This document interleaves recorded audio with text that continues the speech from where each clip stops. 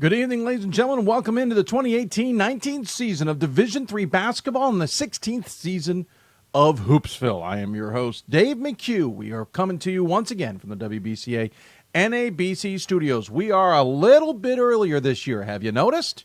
The clocks have just changed, and we are now just on the air. A little bit weird. I'm still getting used to the November 8th start to the Division III season. As a result, this show technically starting the earliest it's ever started on November 4th of this season. We are 12 days earlier than last year. Last year we started the day after the season began, though we had a number of preseason podcasts thrown in for the mix. We keep trying to figure out what's the best way to do it all. We haven't found the answer yet, and so no preseason podcasts this season, but we certainly had our fair share of work to be done nonetheless, and we decided to also go on the air a little bit earlier. I am looking over at the Twitter account to make sure that we know everybody knows we're available. Again, as always, you can follow us on Twitter at D3Hoopsville or use the hashtag Hoopsville, all scrolling at the bottom of your screen. You can email us, hoopsville at d3hoops.com, and you can join us on Facebook, where we are also simulcasting the show, facebook.com/Hoopsville. James Wagner, our friend Wags, tuning in. Hope this is a little bit more exciting, sir, than your other work this evening. Fall sports are just kind of wrapping up here, and that's a good thing for us in basketball world because we can start enjoying the basketball season, though the crossover season with postseason is a little bit more. We talked a lot about after January when the rule got passed that the season would start earlier, that we would hope to not see a lot of tip-off tournaments moved to the first weekend of the season. Now, we knew by default it wouldn't really happen wouldn't see a lot of it because a lot of season schedules, had already been set by the time the rule got changed to November 8th. That said, I noticed one or two. One in particular I noticed doesn't interfere necessarily with the fall sports. That school doesn't have a ton of strong fall sports, at least in the conference that they're in. They're in a beast of a conference. But I do hope that doesn't become a tendency or a pattern. And I say it again, as I said in the past, because I don't want to see administrations and support staff overdone. We got Matthew. I'm going to call your last name Razamalski. How's that? Did I get it close? Matthew Razamalski tuning in. He says, Stevens Point 2018-19 national champs can't wait. Well, I think we're a little far away from predicting national champs in either the men's or women's side. We'll also touch on Stevens Point men's basketball in a little bit when we get to our Hot Topics segment. But thanks for tuning in, Matthew. And if you got more to say, let us know. He's tuning in on the Facebook chat. We'll keep an eye a little bit on the YouTube chat if at all possible as well. And hope you can interact with, again, email, Twitter, you name it. A lot of people certainly know we do use this, and we hope you'll use it at the bottom of the screen. Hello, Bob. Thanks, buddy. Appreciate the shout-out on Twitter. Thanks very much, buddy. Studio hasn't changed as much as we would hope it would have changed. Still has a little bit of work to do, but we hope to work on it throughout the season. We still have a couple jerseys that we got that we'd like to hang up. And we got some other things that we want to clean up with the...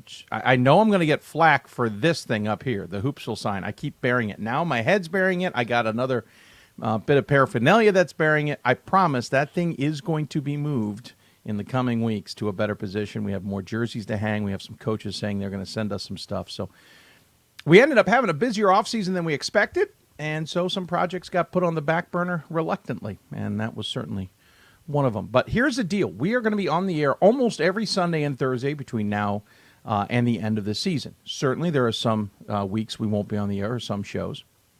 And an example like this Thursday coming up on the season premiere or on the season start, we will not have a live show. We will put a show together where we will properly preview, as it were, especially the top 25 in men's and women's basketball.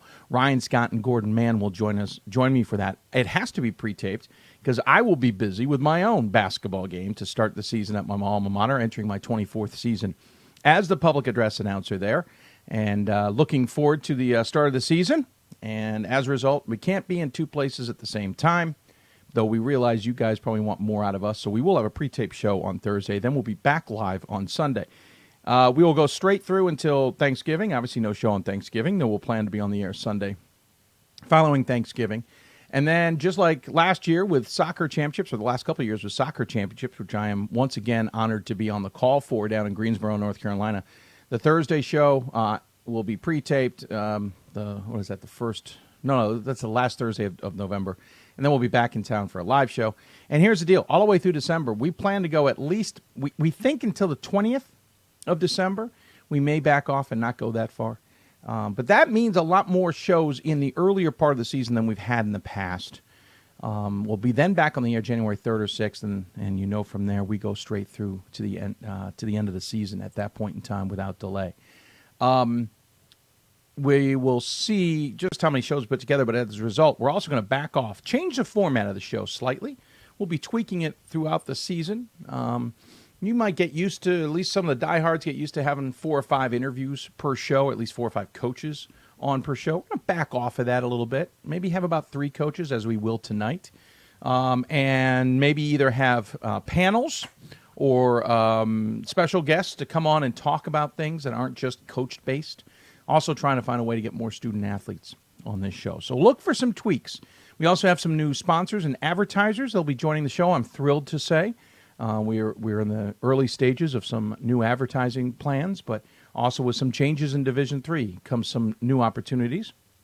And we're thrilled. We're finalizing plans. So you may see, not today, but you may see in the near future some new sponsors and some new advertisers. Of course, I want to thank the WBCA and the NABC especially for coming right back on board once again with our programming. The Women's Basketball Coaches Association and the National Association of Basketball Coaches have been wonderful over the years, and we thank them. Of course, D3Hoops.com has always been supportive as well, and we look forward to keeping our relationships with everybody going as we move forward. So, again, a lot of changes that you will see as this show progresses this year, and we hope you'll enjoy it with us, because we are certainly enjoying it, to say the least, because it means that people take our show seriously. And we appreciate it. Wag says, nice cleaning job. You don't really know how bad the cleaning job was here. It still needs some more. You just can't see it. Matthew, I'm glad I got close to the last name. It's kind of my job to try and at least get close. And again, we'll talk about Stevens Point coming up here in the Hot Topics segment. We also have coaching changes to talk about. One thing I will say that I'm kind of pleased about, not a lot of rule changes going into this year. No complaints. We're kind of in the middle of a rule change cycle, so nothing major getting changed. I was at a preseason game and exhibition game, and they're still getting used to the shot clock changes in men's basketball even a year later.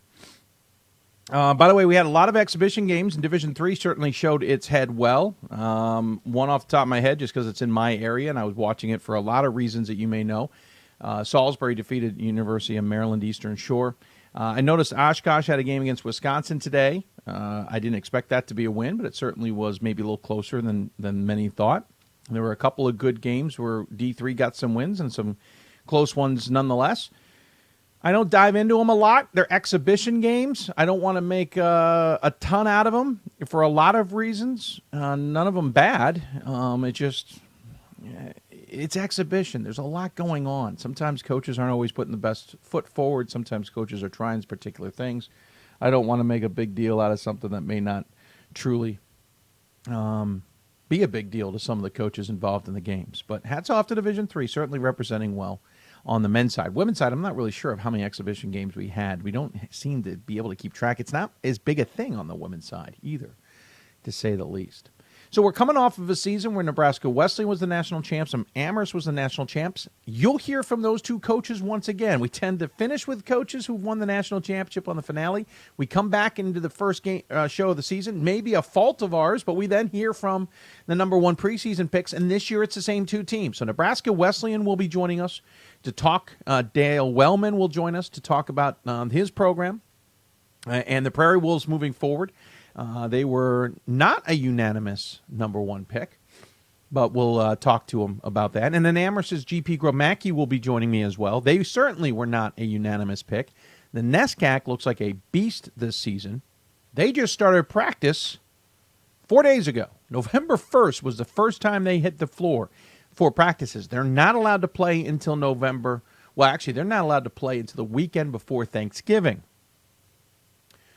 We'll talk to him a little bit about that challenge because it's not showing now, but you look at the calendar in a few years, and there's going to be a solid 2 weeks, at least, a solid 2 weeks between the start of the Division III season and when NESCAC teams can start playing. And I know a lot of people, who cares about the woe is me NESCAC, because the NESCAC's been such a power. But that's certainly significant. We'll talk to GP about the disadvantages now with the calendar, whether there's any changes afoot in the NESCAC. But more importantly, we'll talk to him about his Mammoth squad and what, can they keep winning? Remember, they're on a 66-game winning streak. They haven't lost in a while. Last time they lost, I believe it was the national championship or the semifinals a couple of years ago. So we'll talk to him. And then the coaching changes we talked about. One of the biggest coaching changes, the national runner-up UW Oshkosh lost their head coach to Wash U. Pat Yocum left for the Bears. We'll talk to him about that. We made an effort this year to have a off-season podcast, and Pat was one of those interviews we actually did record. It just never got aired. We'll talk to him, not that recorded interview. We'll actually talk to him live here on the show. So, again, you can interact with us, email us, tweet us on Facebook, YouTube, however you're tuning into us. We will do our best to keep track of what's going on with you. And if you've got questions, we've left this show a little bit loose, and we hope you will take advantage of that. We only have 3 interviews for this entire 2 hours. By the way, we're not going into overtime on our first show. Again, Bob Quillman, thank you for the shout-out on Twitter, at D3Hoopsville or hashtag Hoopsville. Email us, hoopsville at d3hoops.com. Join us on Facebook at facebook.com/Hoopsville. Those are all of the ways you can interact with us. Point special, what's NW's conference, old Iowa conference, called again? It's now called the American Rivers Conference. So the IAAC, the Iowa Intercollegiate Athletic Conference, is now the ARC, the American Rivers Conference. There's also the AEC. That is the brand new conference. Remember the spin-off, 2 schools in the CAC, being Marymount and Wesley, joining forces with an old group from the old PAC. Not the PAC that we all know. There was another PAC on the eastern side of the state of Pennsylvania. But Cabrini and Gwynedd Mercy and some others. They've created now, remember, the AEC. And that is the the Atlantic East Conference, right? Believe it, yeah. Well, yeah, Atlantic East. I keep wanting to call it American East, but obviously that's not it. Atlantic East Conference. They're in their first season. They will be a Pool B bid. I don't believe it changes the numbers, but Pool B will be a factor this year. It always pulls a bid. We haven't had that conversation where it doesn't. But in women's basketball, it's going to be very interesting because Thomas More, remember, this year is not in a conference.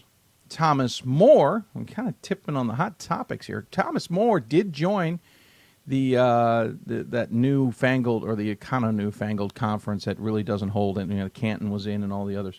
Joined it for awards, but there's going to be no AQ there. So Thomas Moore's in that Pool B mix on the women's side. So is Marymount, who's going to probably be pretty good. We'll have to keep an eye on Cabrini in that new AEC, Marymount and Cabrini.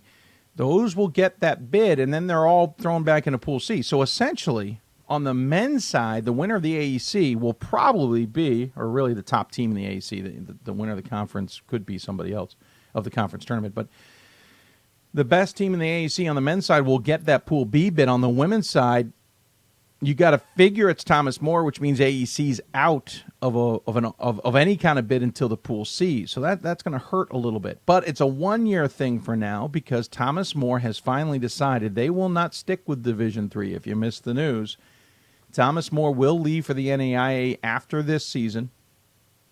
You will see Thomas More with a ton of games, especially on the women's side, in the first half of the season, really before mid-January, early January. They are in a number of tournaments. They are all over the place geographically.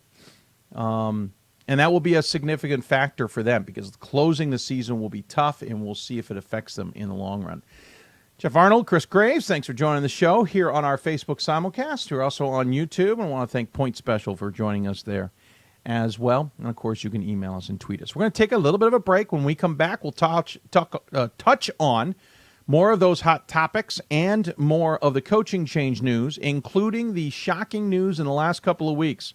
One top 10 team has already removed its coach, and it's been in the top 25 team type conversation, one of those types of teams who's in the conversation, removing their head coach in the last few weeks as well. Talk about that, plus some of the other coaching changes that took place that certainly got some attention. About 10% turnover on both the men's and women's side this year, plus some of the other hot topics. So we'll be back. You're listening to Hoopsville, presented by D3Hoops.com, the WBCA NABC Studios. We'll be back with more Hoopsville right after this. We've got more schools than Division I, more fans than Division II, and more upsets than March Madness. There's 800 programs with over 11,000 games leading to 2 national championships. And we've been covering it all for over a decade. From Eastern to Occidental, from Puget Sound to Piedmont, from Southwestern to the University of New England, and from Hope to Calvin. Nobody covers Division III basketball like we do. We're at D3Hoops.com at www.D3Hoops.com.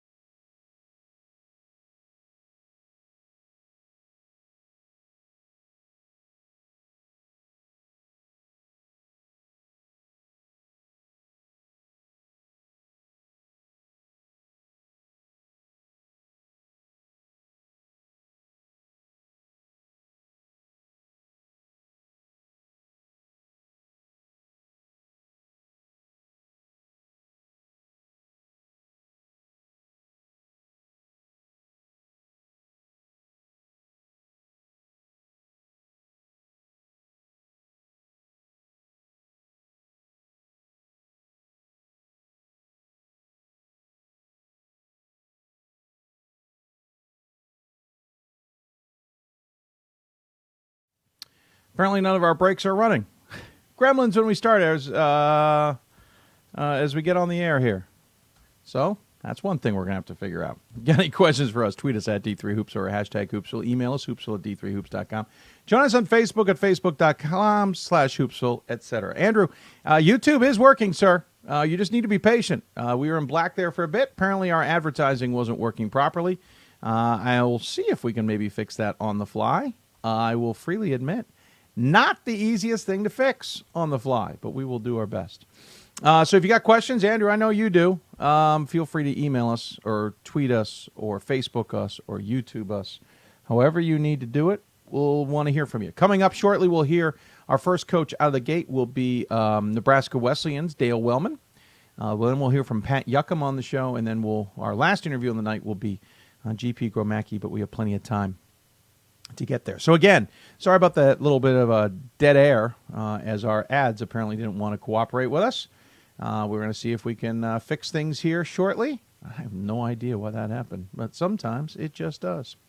All right, so coaching changes. Let's start with that topic, and I suspect if you got questions, we'll certainly get to them as we move along.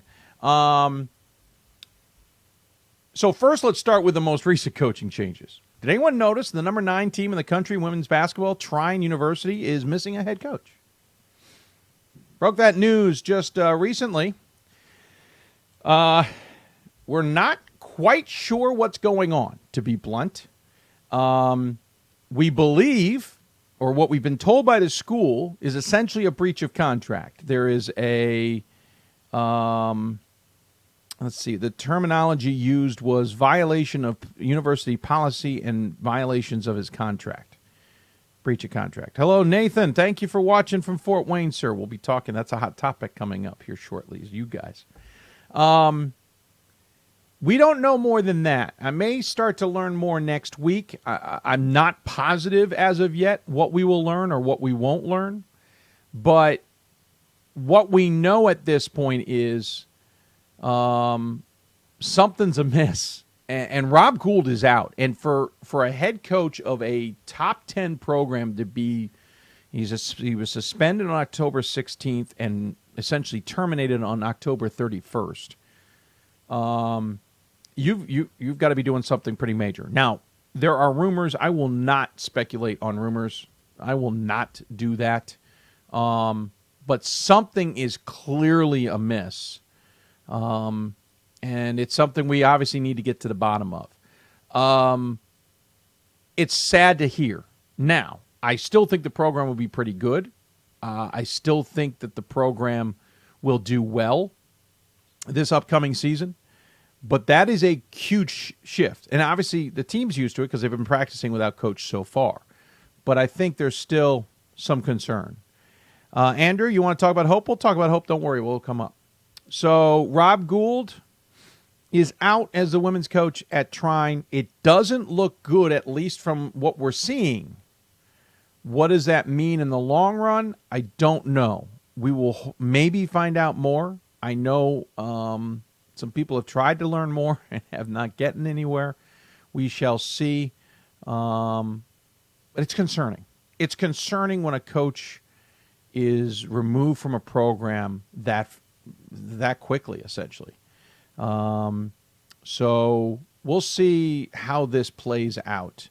But I was pretty shocked. I was really shocked to see that news. Now, this comes on the heels of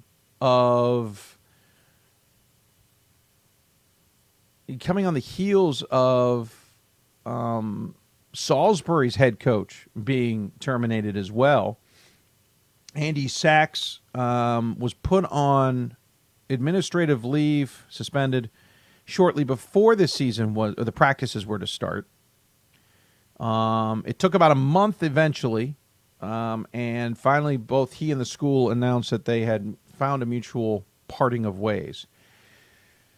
There's a lot going on in that one. It is hard to unpack. If we started to, we would get really into the muck, and I mean that on the very respectful side of that. There's some inside politics going on there. Andy admits he's made some mistakes. What those mistakes led to is up for interpretation. How many mistakes were made is up to interpretation. How serious those mistakes were, up to interpretation. You have a head coach's point of view, you have administrative point of view, you have players' point of view and parents' point of view and alumni point of view. You also have Joe Q's point of view, media point of view, etc.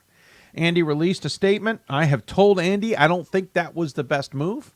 At least I don't believe the statement as it was written was the best move. I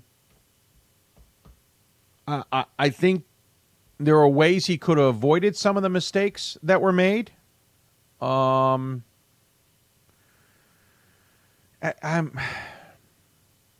It's a disappointing thing for the student athletes involved, plain and simple.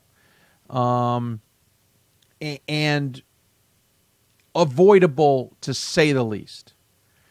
It could have easily been fixed. I think that's where we start getting the minutia, and unpacking it becomes difficult. But Salisbury's going to move on here without Andy Sachs. How that plays out in the long run, I don't know. They went and beat UMES. I don't know what to make of that. UMES is not exactly a tremendous D1 program. So I'm going to be fascinated with how that team performs. I think they're in a tough CAC. Though Christopher Newport isn't as strong as it has been. Marcus Carter is back, but he's been so banged up, I don't know what to make of that. We've been waiting for Mary Washington forever to produce a program that's beatable. Frostburg's got a huge amount of turnover and distracted with maybe a move to Division II, another hot topic we'll get to a bit. And York lost a lot from a powerhouse program, 3,000-point scores from last year's powerhouse run, I should say. So the CAC is winnable. It's not worth writing home about either. So we'll see where this all leads. But Andy Sachs and Ryan Gould out. hard to talk about a lot of it because we don't know all the facts. Some of the stuff I know I'm not allowed to say for good reason.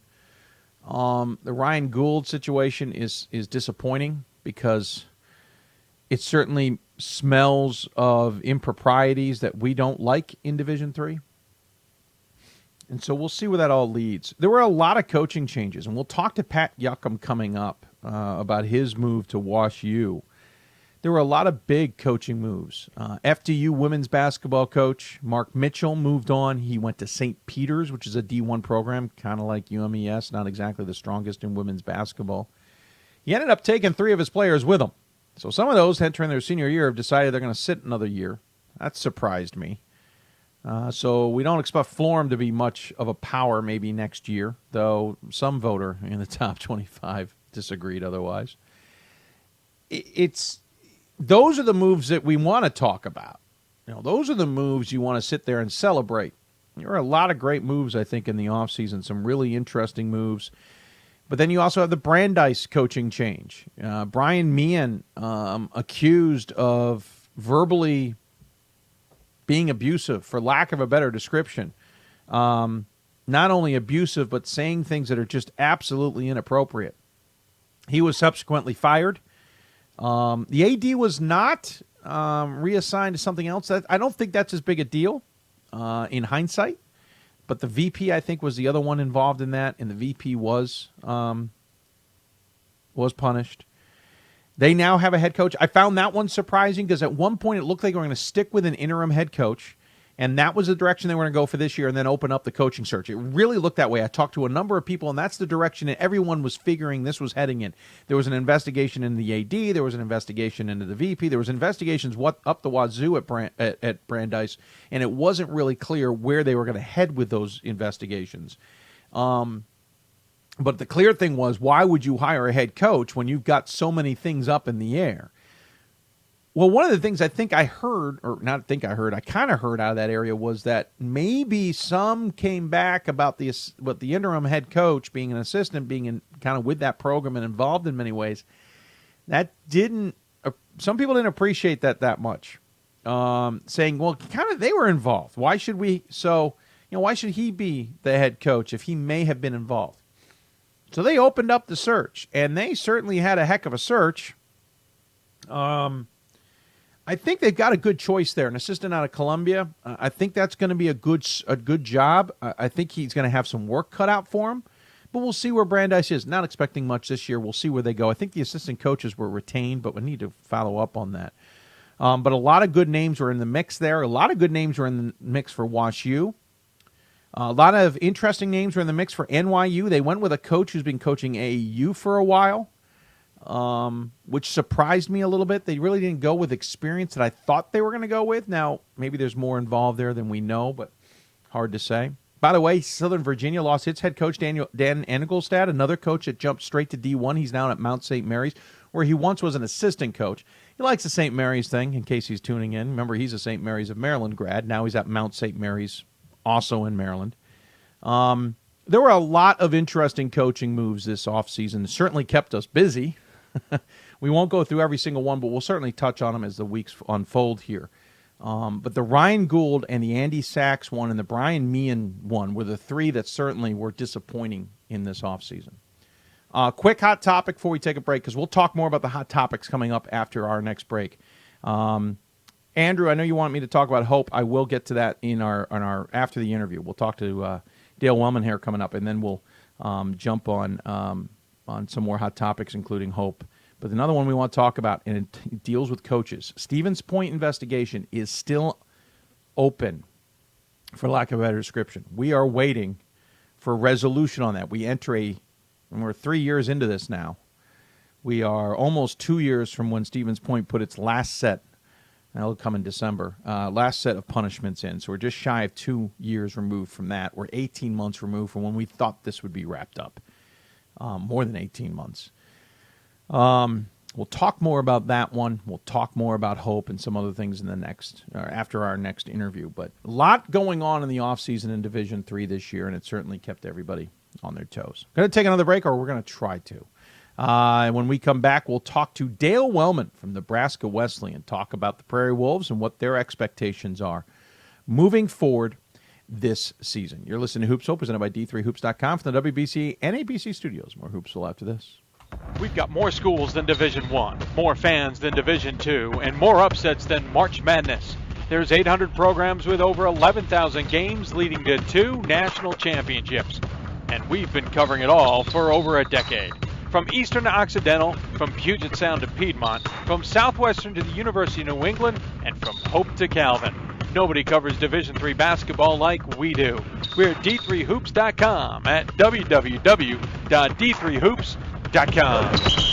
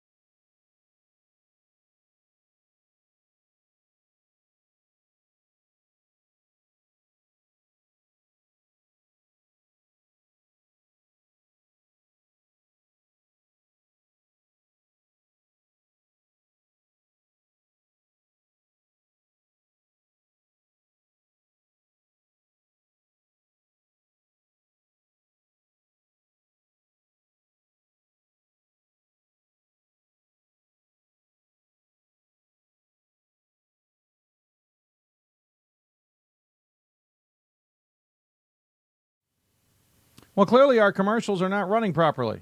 We'll figure that out. Welcome back to Hoopsville, everybody. Hope you're enjoying the show. Commercial-less. We better hurry that up before our new sponsors and our advertisers join the show. One of them might be watching. Promise it will work. I don't know. We got a new upgrade to the software. We thought we tested it all. Apparently, we did not test it all. That's how those things work. We promise it will be solved soon. Andrew, I know you want to talk about hope. I'm just reminding you, I will get to it. I promise. Going to get to our first guest, though, tonight. And it happens to be a topic that we always bring up. Preseason number ones. We don't get to talk to defending champs all that often with the preseason number ones, but this time that is the case. So joining us on the Hoopsville Skype hotline, it's a head coach of Nebraska Wesleyan, the number one preseason ranked, Dale Wellman, joining us. Coach, welcome into Hoopsville, sir. Absolutely. Hold on. Looks like we don't have your audio, but we'll keep talking just to get you set up. First and foremost, obviously defending national champs. It's not you, Coach. It's on my end, just FYI. Obviously defending national champs, and certainly something that I know you guys are proud of. But also the preseason number one comes with a lot of, here we go type things. How much pressure is really on you guys?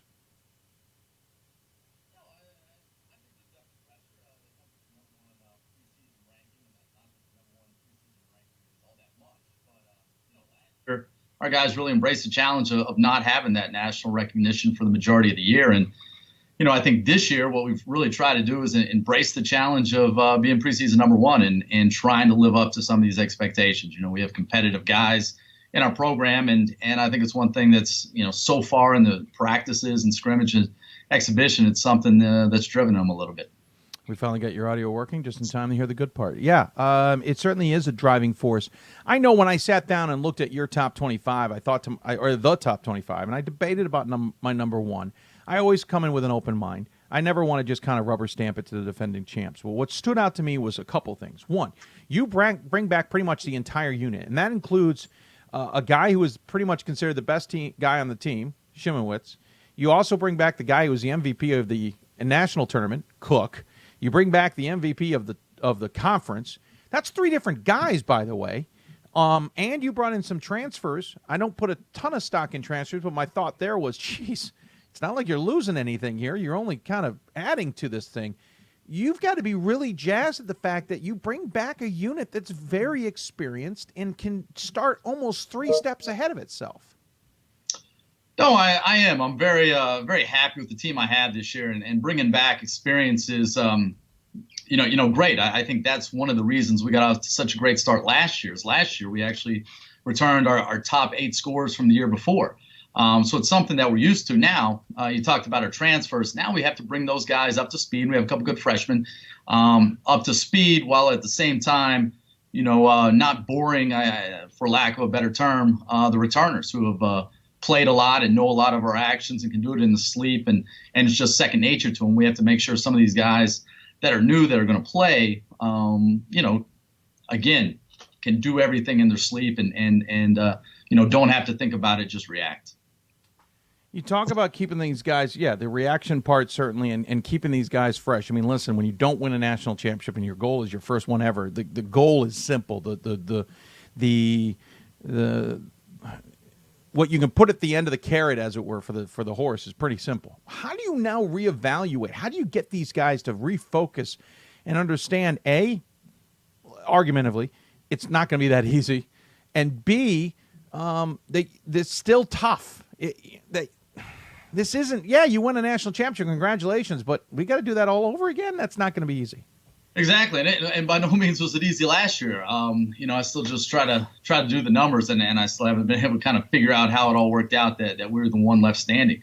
And to be perfectly honest, I thought I would have to, go into practice and deflate these guys' heads a little bit because, they were walking around with such a big head, and if practice had started in May, that probably would have been the case. But I think enough time had passed, and we had our good times. We were able to celebrate and all that guys were itching to get back onto the court and really have good practices. And through whatever, first 2.5 weeks, whatever it's been, I haven't seen any indications that, last season is on their head, is on their mind. We didn't talk about any big picture stuff last year, and I've tried to go about, the same thing this year. We haven't talked about big picture things other than embracing the challenge and going out and being hungry every day to get a little bit better. But we haven't talked about, winning the conference. We haven't talked about going to the NCAA tournament. We move pretty slowly. We're just trying to get the spacing right and the timing right in our offense and get in the passing lanes on defense right now. I have Grinnell coming up here in the first game, and that's a different ball game altogether. So I'm just trying to get these guys ready for those things, really. One would argue you're doing it smart. You're getting Grinnell out of the way first instead of throwing them maybe in the middle of your non-conference schedule. Well, I tell you, we played them after Christmas last year, and originally it was going to be like that again. And as things happened, scheduling had to change, and it's one of those things where I talked about trying to get everybody on the same page here the first 3 weeks of the season, and then all of a sudden, 2-3 days before we play Grinnell, we have to, all right, everything you've learned, all right, put that on hold, and here we have to, because as you know, I think everyone has to change a little bit when they go in to play a team like Grinnell. Oh, yeah. You definitely have to go in with a different mentality, and I'm sure your guys are well aware of that. Outside of that, you've got an interesting schedule this season. You got St. Norbert in there in a tournament you'll play at Carroll in kind of a classic, I should say. You're going to end up taking on Redlands, who's going to come out and face you guys in your own tournament. You've got George Fox on there and some Linfield before the holiday break. You don't have world beaters this time around. Is it tough to schedule? We've talked about the tough schedule because of where you're located. But even after a national championship, and a lot of this I know was done before that, is it tough to convince people to even play you in the first place? Scheduling is an absolute bear for us. And I obviously the season last year I think doesn't help things, but even trying to schedule for next year. And I do think a big thing's our location. It really is. And then you have some conferences around here that have a lot of conference games, and they're not looking for a lot of non-conference games. And there's a lot of teams closer, and there's some good conferences out there that can go get a good team. They want to put some good teams on the schedule. They don't have to drive 8 hours to Lincoln, Nebraska. So it is tough. It is tough. I just got an email this week from a coach, and it was a good team.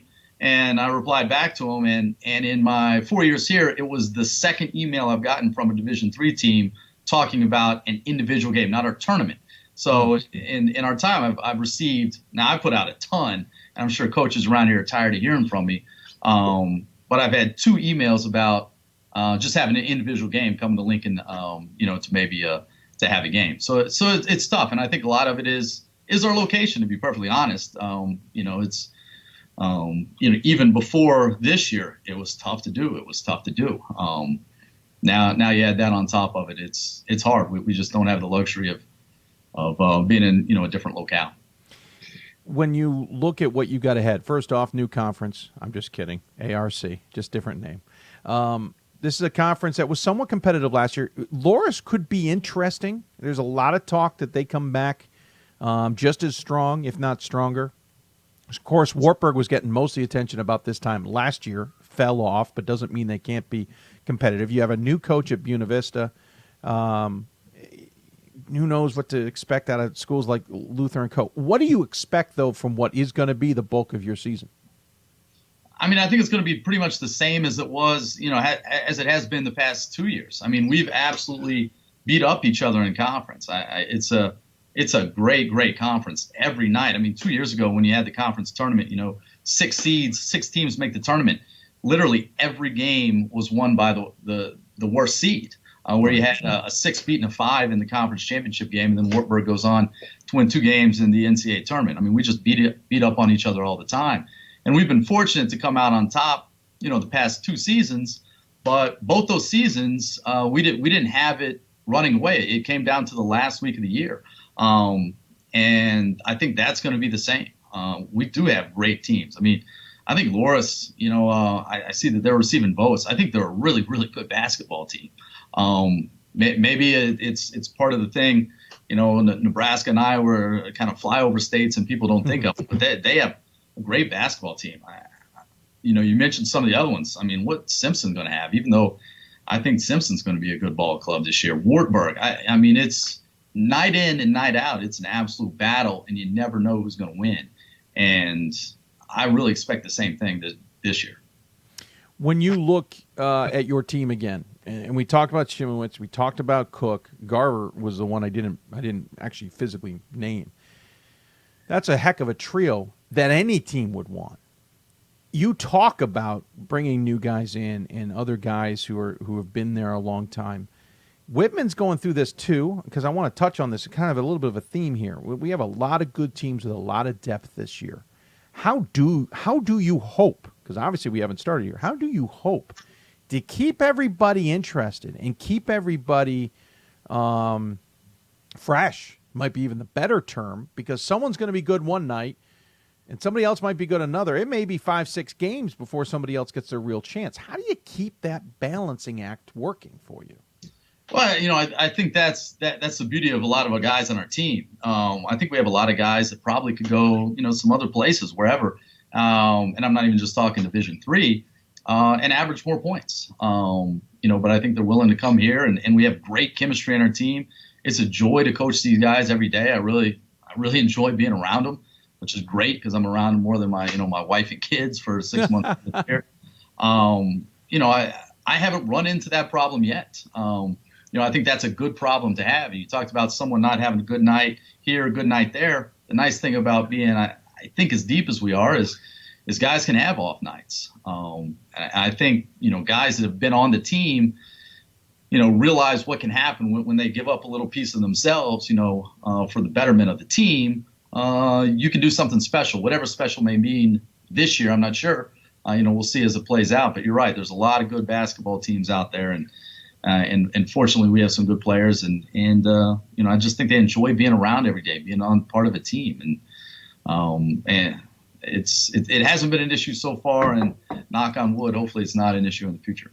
At what point did you guys let go of that championship? And at what point was the focus on this season? Or are you still enjoying that championship to some degree?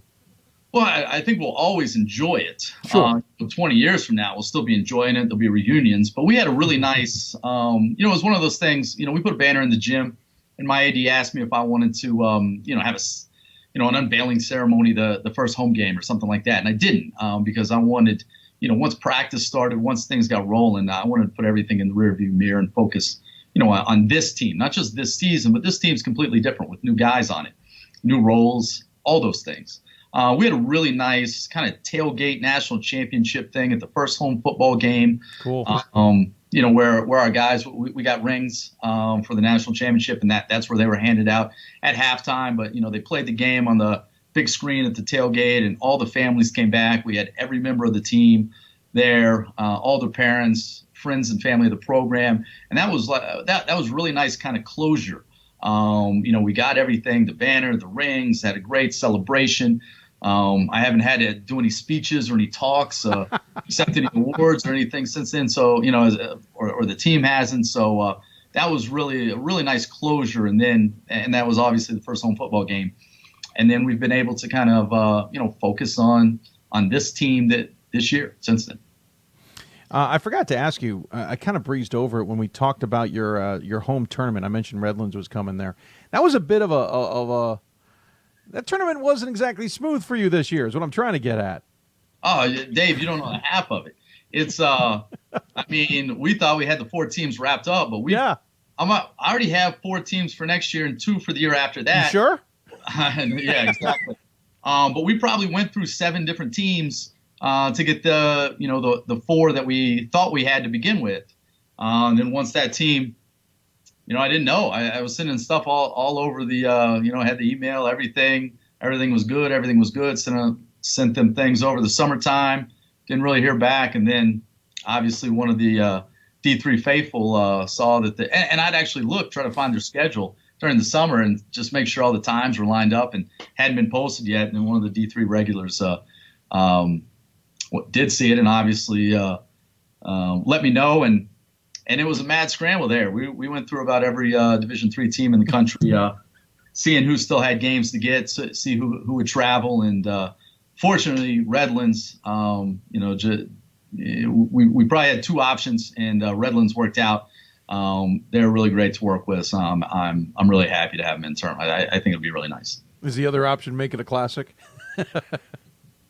No. The other option was a friend of mine back in New York. Okay. And it just it was just going to be easier for Redlands. Sure. So, I get that. That's a tough weekend to fly into Lincoln, Thanksgiving weekend. It's a tough. Oh, yeah. And by tough, I mean expensive. Yeah, with that too. Yeah, because everybody's traveling. Before I let you go, this is a little quirk about D3 Hoops. There has never been a number 1 preseason team who has remained number 1 the entire way through the season. They have won at the end. They just haven't been number 1 the whole way. I'm not trying to jinx anything. What I'm trying to say is it's tough. It's tough on the men's basketball side. You've got a large target on your back. I'm assuming you're going to probably take some lumps. No, we're definitely not going to go the season undefeated. We're going to prepare and try to win every game. But like I said, I think to go through our conference is really, really tough. And I think we probably may have some surprises in the non-conference schedule. I know Olivet, I think they're going to be a tough team. We have a bunch of, there's 25 games in the regular season. It's going to be hard. It's going to be hard. I don't anticipate being number 1 all year. I didn't anticipate being number 1 any of last year, to be perfectly honest with you. But if you just kind of put your best foot forward and go to work and practice every day and try to get a little bit better and try to do something special, good things happen for you. So that's all we're going to try to do. I don't think the guys have really approached the season any differently than they did last year. I said that earlier, and I'd like to think I haven't approached it any differently than I have years before. So hopefully that's good enough to have a good season and maybe do something special later on. We'll see. Awesome. Well, we'll look forward to seeing the run, and good luck to the Prairie Wolves. It'll be fun to watch. I think everybody knows who you are now. I don't think we need to worry about about that aspect of it, but we'll at least look to see how you play it out. As always, we give the coach the final word. Any final thoughts you want to share with those who may be tuning in tonight? Well, no, I just want to say, to everybody, hopefully they have a good season and stay healthy. And, I'm just excited. It's one of those things. I wasn't a huge proponent of having the season, the first game, move up, just because I really like coaching, and I like that extra week of coaching. But at the same time, I cannot wait, to get this first game going on the 8th and see how everyone else does and follow friends in the league and everything. So it's just, I think it's a great time. We had a clinic here yesterday, Junior Prairie Wolves, and it was, the big reason we do it is just to get people excited for the beginning of basketball season, especially here in a football state. But it's still a football state? No, I'm kidding. But it's still, just a great time of the year. Leaves are changing here, and it's basketball time, and I'm real excited to get this whole Division III basketball season going. Well, we're looking forward to it as well. By the way, you don't have to play on November 8th. I'm just saying, Like I said, originally I wasn't, and then we had to change the date with Grinnell, and they're coming around the 8th. So you're right. Get it out of your system now. That wasn't the plan, but yeah. I hear you. Well, thanks for taking the time. Good luck. Have a good holidays if we don't talk to you, and we'll look forward to watching from afar. Thanks a lot, Dave. Appreciate it. Absolutely. Dale Wellman joining us on the Hoopsville Skype hotline. We're going to take another break. Figured out what was wrong with that darn commercial system. It's a stupid mistake, but we'll fix it up. Hope you enjoyed that. We'll be back with more Hoopsville when we return after this. Back with more. College basketball lives in Kansas City at the College Basketball Experience at Sprint Center. The College Basketball Experience is the place to get your game on. It's not a museum, it's an experience you won't forget. Discover the history of the game in the National Collegiate Basketball Hall of Fame, featuring the Gallery of Honor, Mentor Circle, and Honor Theater. Suit up in the latest CBE logoed Nike gear at the CBE Hoop Shop.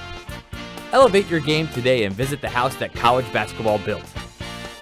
For the love of the game. But for those of us who are Division III student athletes, it's more than that, a lot more. Sure, the game is important. But as we work so hard to build both mind and body, it's more about team. That is why NCAA Division III teamed up with Special Olympics. And in giving the gift of sport to those for whom it seemed an impossible dream, we are working to make this a better world. Help us keep that dream alive. You can make a difference. This is why we love sports. It's in the way they play, free from the pressures and all the money talk. Playing for simply the love of the game, where everyone has a shot at their definition of success on and off the field. This is what we love about sports, and what we can still love about college sports.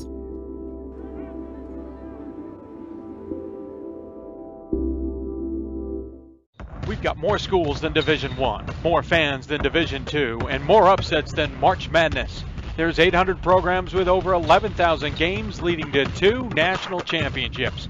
And we've been covering it all for over a decade.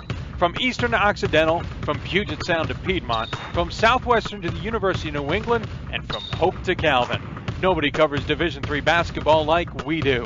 We're at d3hoops.com at www.d3hoops.com.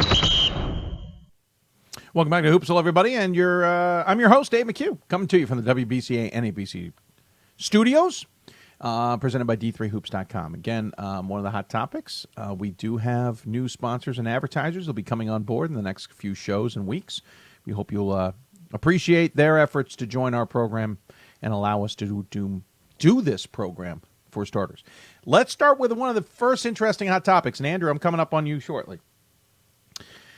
Remember, we're not headed to Salem this year in men's basketball. Women are headed to Salem this year. The men out. We are headed to Fort Wayne.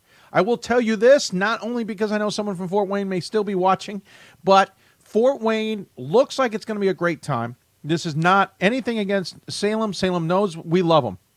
But Fort Wayne has embraced this. Fort Wayne has been serious about this. Fort Wayne has been very outgoing about this, communicating with us, the coaches associations, you name it. It has been a wonderful experience from that point of view, considering I've never gone through that experience because it's always been Salem in the 16 seasons we've been doing Hoopsville. And the, 18 years I've been going to Salem. So it's always been Salem. So we're looking forward to going to Fort Wayne. If you notice, by the way, tickets apparently are already on sale for the Final Four. I know somebody bought tickets. Apparently the Hoopsville stage is already in the Ticketmaster map, is what I've been told. I have not had a chance to look it up. But we're looking forward to being in Fort Wayne because, again, it'll be men's basketball, and that's what we're all celebrating. Speaking of which, it's somewhat near Hope. That's my transition, Andrew. That's my transition. But here's the key thing I want to really first say. Women, by the way, are going to Salem. They're going to go to Roanoke College, not the Salem Civic Center. We will be playing on Conference Championship Weekend in Division I this year. It's unfortunate. I'm not sure. It's not affecting television too much. CBS Sports, I believe, is going to be showing the national championship in men's basketball at 7 o'clock on Saturday evening. So it's a little later than we normally get. So that's not a bad thing in that sense. But it's also right in the middle of everybody playing conference championships. And maybe people stumble into the game that way because they're looking for all these, these other games. This is what happened in 2013, if you remember. The calendar gets quirky every 6 years. CBS now moves the Final Four to be the weekend before the Masters, and the Masters moves a week later, and you get this quirkiness. And we got it in 2013. That's why it was a 6-week tournament. We're getting that quirk again here. Speaking of that, though, in 2013, there is now a push from NCAA committees, not the basketball committee, but other committees, to do 2013 Atlanta and 2016 Indianapolis in the women's side over again twice by 2030. I think once by 2024? I could be wrong on the 2024 part. I'm not sure how I feel about that. I am not a fan of dragging out the postseason. Now, I think they got to make sure they don't pick a 2013 type of year where we have a 6-week postseason. It's a 5-week. 5-week, we could probably get away with it. The disadvantage is the semifinals would be by themselves most likely as a solo one-off like the women did in 2016, and then you wait basically 10 days to 2 weeks to play the championship. If that's that compromise, I can live with. I don't like it dragged out. I don't like all that time between games, to be blunt. The fact the championship would take place 2 weeks after they play the semifinals, I just don't love it. I just don't. But that is in the works. There is a push to do it twice with both genders by 2030. We'll keep an eye on that. We mentioned Stevens Point. Stevens Point investigation continues. My gut was if we got to this point and had not heard a resolution, that we won't get a resolution till the end of the season. What I have been able to piece together is it's not in a standstill. The Stevens Point men's and basketball investigation is not in a standstill in any way. The best I can figure out is at least it's moving forward. But there are so many parts to this and so many moving elements of it that it's really hard to figure out when it could end, where it could lead, etc. It's about as much as I can say. It's moved forward. We don't know where it sits. It's not resolved. There's a chance it gets resolved before the holidays. I could see that happening. We get a resolution before the turn of the year. But my gut tells me it's off season. It'll be after the season. It's just, I hate feeling that dragged out because every time I think it's about to end, it is dragged out. That's maybe why I'm thinking this is going to drag out a little longer. But yeah, it's been a long 3 years already. But a resolution is coming. I just don't know when yet. And that I know for sure. This is not, there's nobody sitting twiddling their fingers here. There isn't, it's not been ignored. But these things get complicated, especially when there are so many moving parts. And so we'll see where that leads. Andrew, to your question about Hope, I like Hope. I'm not loving Hope. Women's team's going to be tremendous. I don't see any reason why the women's team won't be pretty good. And the men's team, I put in my top 25. I think they're going to be pretty solid. Interestingly enough, okay, I'm going to leave it at this. There's a surprise coming on Tuesday. We'll leave it at that. I'm not going to spoil that surprise, but there's a surprise coming Tuesday. I think Hope's the top team in the MIAA on the men's side. Olivet is darn good. I was concerned when I looked at them. I thought they maybe lost too much, or maybe it's just the right pieces. I wasn't thrilled with Olivet. I didn't look at Calvin, who had two players, I think, transfer, maybe three. One of them went to Emory. I didn't really look at Trine. Hope looks good. The thing is, I don't think they're as dominant as they used to be. They're not as strong as they used to be. The MIAA doesn't feel as strong. I got this in a fight on the boards on this. there are some who feel that the conference has gotten better from top to bottom, and that the bottom has gotten better and the top has come back a little bit. I will agree. The top has come back. I think the top isn't as competitive and as strong as, not as competitive, that's the wrong word, but not as strong as it used to be. I don't agree that the bottom has gotten better. And maybe I'm reading it wrong. I think the top's come back to the MIAA. I think that's resulted in the middle becoming far more competitive, but the bottom hasn't improved. So the top's taking more losses in games they shouldn't be losing, and thus you get some more wins in the middle and the bottom than you're used to. How Hope escapes that, I'm not sure. I'm just not. I think Hope's good. I'm not blown away. And this is a year where we're going to see teams that are darn good. Nebraska Wesleyan, Whitman, in no particular order here, folks. Oshkosh, Augustana, MIT, Springfield. Watch out for New Jersey City. Plattsburgh's going to have a good squad. Williams is probably going to be a surprise.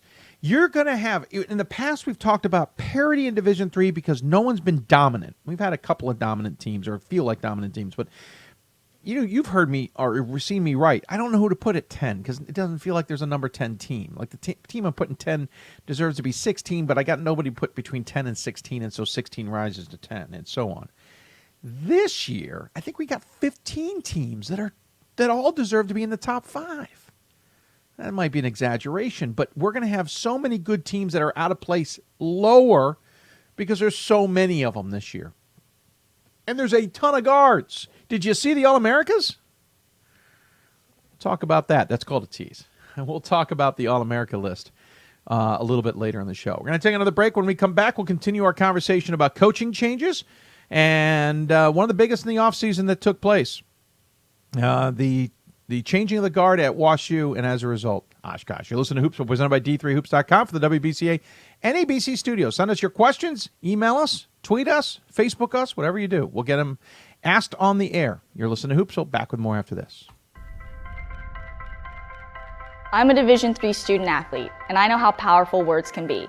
The term gay doesn't mean stupid, lame, or less than. So I pledge to speak up if I hear the term gay used in a derogatory way or any other homophobic terms. If you can play in Division III. I'm a Division III student athlete, and my teammates unconditionally accepted me as part of their family.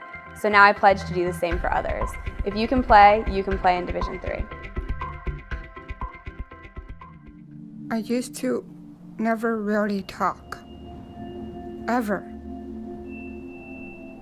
I was afraid if I said something wrong, everyone would laugh at me. But then I started to play golf with Special Olympics. It helped me to find my voice. And now everyone else is speechless. We've got more schools than Division I, more fans than Division II, and more upsets than March Madness. There's 800 programs with over 11,000 games leading to 2 national championships. And we've been covering it all for over a decade. From Eastern to Occidental, from Puget Sound to Piedmont, from Southwestern to the University of New England, and from Hope to Calvin. Nobody covers Division III basketball like we do. We're at D3Hoops.com at www.D3Hoops.com.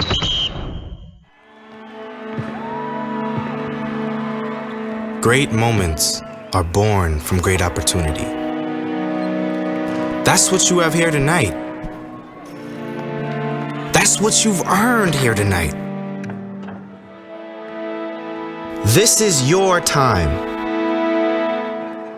Now go out there and take it.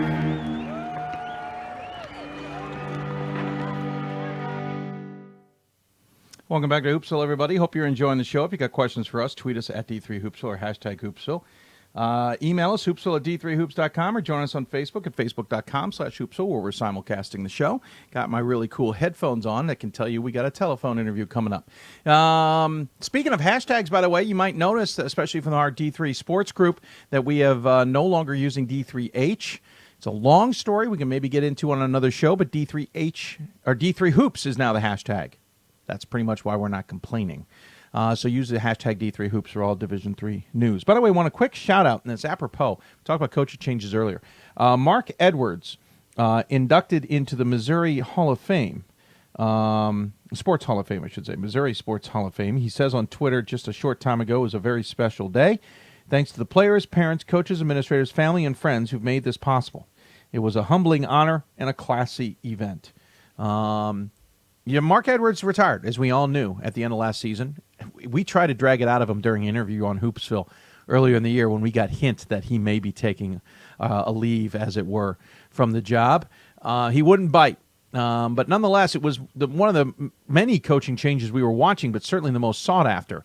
And they went with an interesting decision, not in a bad way, but in the sense that I think a lot of people didn't know who would get it. I certainly knew there were a lot of good finalists, but the national runner-up, Oshkosh, their head coach, Pat Yocum, took the job. And joining us on the Hoopsville hotline is the aforementioned Pat Yocum. And, sir, thanks for taking the time.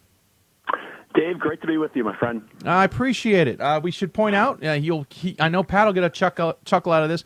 We talked in the offseason for a podcast interview that never aired, so we're starting from scratch. So I appreciate you taking the extra time to join me. Let's just consider that a good practice rep. Yeah, it was a good practice for everybody, right? Let's start first and foremost. Let's back up the train up a little bit. You took Oshkosh to the national championship. You guys had a heck of a game with the Nebraska Wesleyan before the Prairie Wolves really got the best of you guys. You had to be pleased with the Titans and what you guys were able to accomplish, arguably a year after controversially making the NCAA tournament. You really kind of had a heck of a run there. We did, and I'll say that it was I had terrific players and a really, really strong coaching staff, and so we had been building, I thought, to what ultimately occurred last year with a great postseason run. We felt like that was a team that had the potential to achieve a lot of things, and we survived the rugged league. That the league was terrific there, and had to just kind of collected ourselves over the weekend after the conference tournament ended, and Ben Boots and that crew just led us on a heck of a journey for 3 weeks. That was something that we'll always look back very fondly. It was a blast, and I was fortunate to be along with a great group, and came up just a bit short, but then wouldn't trade the experience we had for anything.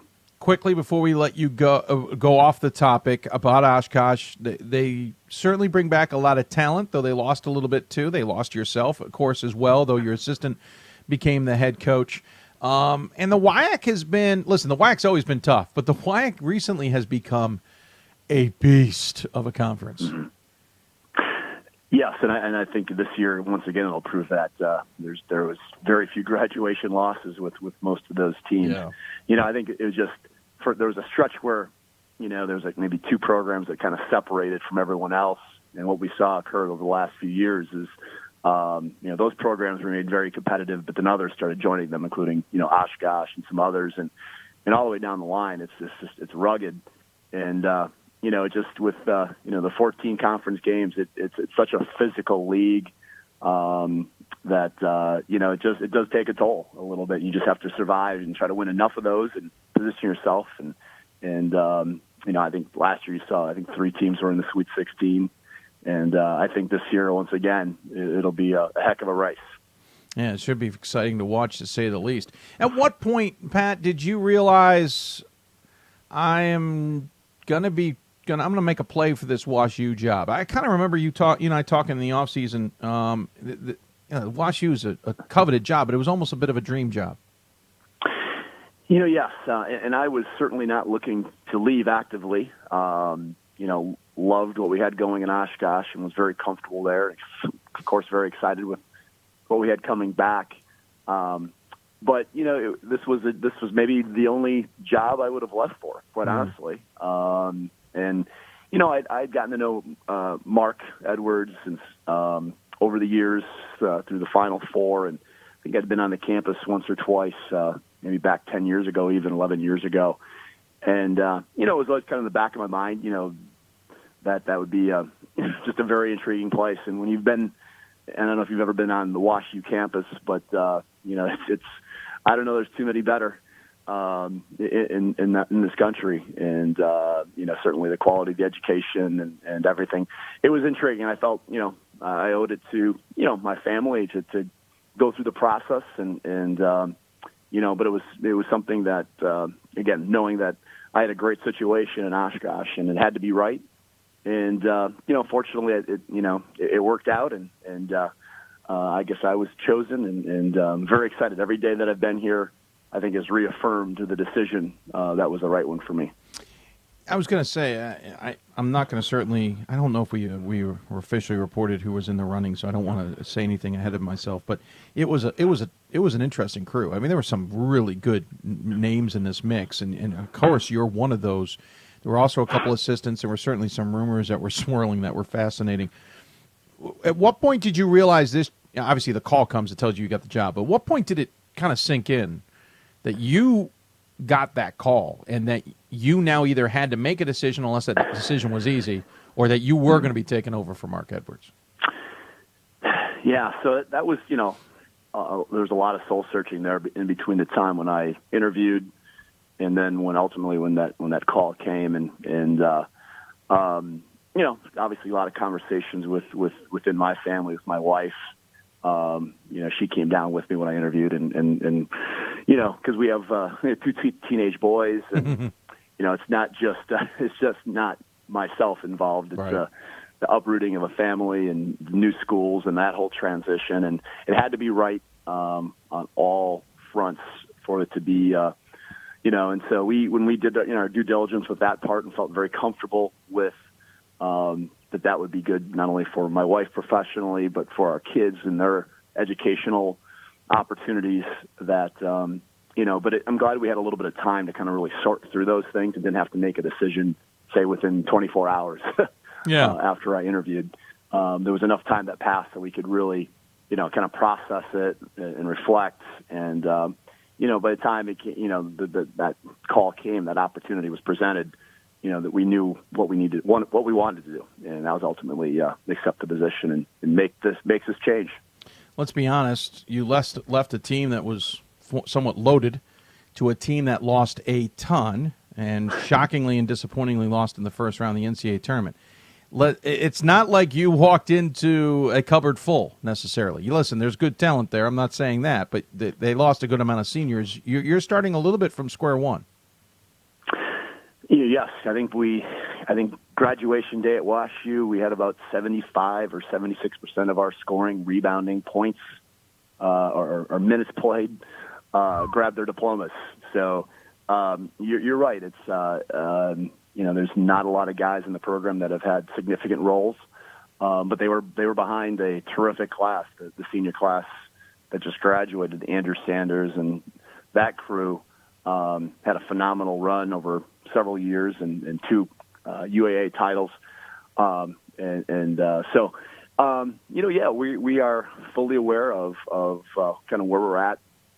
There is, I'm fortunate to have, the Coach Edwards, his staff had recruited well, and there's, we're not devoid of talent, but we are devoid of game experience, and we've got a lot of things to sort out, but we've got great kids here, and they are, they've been phenomenal in practice and open to change. They're learning a new language, and it's certainly, when you walk in the gym day one on October 15th and, not one person in the gym, knows the drill or a concept we're using, we were truly starting over, but we made a lot of progress and we've got a lot more to make too. Looking at the head, you'll start on Saturday against Illinois College. Then next week you'll be at Webster. And then into the throes of it, on October 20th, you'll take on Illinois Wesleyan, who certainly should have a good season. You got a heck of a schedule here outside of the UAA. You've got some good tests. You'll also head out to you'll play Carthage. You'll also play Pomona Pitzer. You got a chance at either Alma or Platteville. There's a lot of interesting, intriguing games, including Augustana there. This isn't not that we would be surprised, but it's not going to be exactly an easy season. No, we've got some great challenges in our non-conference schedule, and which, as we should, I know our guys are excited to compete against the best teams out there, and certainly we've got many of them on our schedule, and so I think, and most coaches feel this way, I think as well, or echo this. You gain the most in playing those games. That's where you learn the most about your team and Your weaknesses get exposed, and our goal obviously is hopefully to collect as many in the left-hand column as possible, but ultimately, especially in year one and in this transition, to hopefully get ourselves right and figured out and playing really good basketball by the time we roll into UAA play, post January 1st, which is going to be another really interesting battle in the conference with a lot of I think balance and good great coaching. So kind of one step at a time, but we do have some great challenges in our non-conference schedule. You're one of 3 new coaches in the UAA this season: Brandeis, NYU, and WashU. It was a heck of a turnover. Some coaches jumped the totem pole real fast, went from the middle to the top. What are you expecting? It seems like, from an outsider's point of view, it feels like the UAA is wide open and a little bit head scratchy. That's I think the consensus. When you look, and I fortunately, we played against Emory in the Sweet 16 this past March, and so that was the one program that certainly I became familiar with through that preparation, and a lot of respect for Jason and the consistency in his program. I think he returns a good core nucleus, and they're going to be very competitive always. And Rochester has, I think they have everybody back, or majority back, and Luke does a great job with those guys. They've got a great system. Chicago's got really good talent and had a great finish at the end of the year in league play, and down the line, Case and Carnegie return, I think, 4 starters each, and had some quality wins. So, and then we get the new guys, my fellow rookies, at NYU and Brandeis. So, I think everybody has, just in the research we've done and some of the, we've done some kind of scouts this fall just to get familiar with, these programs a little bit. I didn't know a ton about, just having not faced the majority. Very impressed with the talent, the skill, and the coaching in this league. So it's going to be, professionally, very exciting to just, tackle some new obstacles and new systems, and hopefully, grow as a coach along the way. What's been the biggest learning curve so far for you and the team? This is a team, granted, young, but used to Mark Edwards and how he does things. You come in with your own mentality, as any new coach would. What's been the growing pain for you? What's been the growing pain for the team so far this season, or this preseason? Yeah, I think the biggest thing is just, normally in any given year you have a core group of players that have been with you, who understand your language and your system, and can, even in the fall, pick up games and open gyms, they're starting to teach kind of your way, your approach to your first-year guys. The reality is this year is we had basically a full gym full of freshmen, essentially, and that everyone was new, and even those upperclassmen, those juniors and seniors were, in some ways, it's been almost more challenging for them because their system was really ingrained. Yeah. Our first-year guys, they're first years, and they don't know any better yet. They just have that awesome naivete about them, and coach with just a little bit of different gray. It's just a different coach. Exactly. So the beautiful thing, obviously, at WashU is these kids are, they're wicked intelligent, and they pick things up really fast, and they've done it. They've done a really good job of taking those things. We've been really deliberate and kind of been taking it kind of step by step, and so we've made great growth, and I guess now going on almost 3 weeks, but so that's probably the biggest thing. Just literally a basic warm-up drill that any given year you call it out, and half your team knows it, and the rookies just jump in behind and kind of figure it out. Well, we were having to explain everything, from the get-go, and so just it just takes a little bit longer, but they've picked it up really well, and they're very coachable and very competitive. These are guys that really love to compete, and we love to compete and practice, and they've really just kind of eaten that up. And so practice has been, now that we've kind of getting a little bit of a rhythm and groove, and they understand, at least on a 10,000-foot level, what we're trying to accomplish. We've made some really good growth. Mark Edwards hinted to me he wanted to also help the program in transition. How much has he been able to help you? A phenomenal amount. so Mark didn't officially retire until early July. I believe it was July 2nd. Yeah, he was hanging on, man. Yeah, understandably so. I got down there in early June. We had a camp, and Mark, no surprise for people to know him. He was, gracious, and he had the camp set up and kind of did the administrative thing. So essentially, we shared an office for a month, and it was hilarious because I'd walk in, and I'd be sitting in one of a chair, but not like the desk chair, right? And he'd walk in and he'd say, Pat, you need to go sit, like, that's your chair. And I'm like, Coach, I'm sorry. I am not sitting there, while you're still gainfully employed No here, way. Coach. So, and he'd sit, he wouldn't sit. So he shared so much and continues. We had lunch, just the other day. And this is all he's done for, the last 40 some years. And, he's a brilliant man and cares about this program, as you would understand he would. And he's been great. He's been great in terms of getting me connected with the people that I need to know. It's kind of funny. We film a lot of our practice, and we watch it on Huddle. And so after practice, it gets uploaded, and Coach is still on our kind of like the coaches. So he gets the email that practice film is up, and no shock, he's watching the practice film as well. So I have lunch with him a couple of days ago, and I meet him, and we're walking. He goes, boy, so-and-so really had a good practice yesterday. And, so I know he's watching it through the coach's eye. And that's just really cool because I know it fills a real, not a void, but just, this is this time of year that coaches we love because you're not even worrying about scouting reports and you're just worrying about trying to get your team better. And so it's just really neat that he still has that, he's watching that and able to feel really part of it because, quite honestly, these are all guys that he brought here. And I know he cares deeply about them. Well, if you need to, don't be afraid to call security. I mean, no issues there. No issues there. He's got a great feel, and I'm fortunate to call him a great friend and a mentor as well.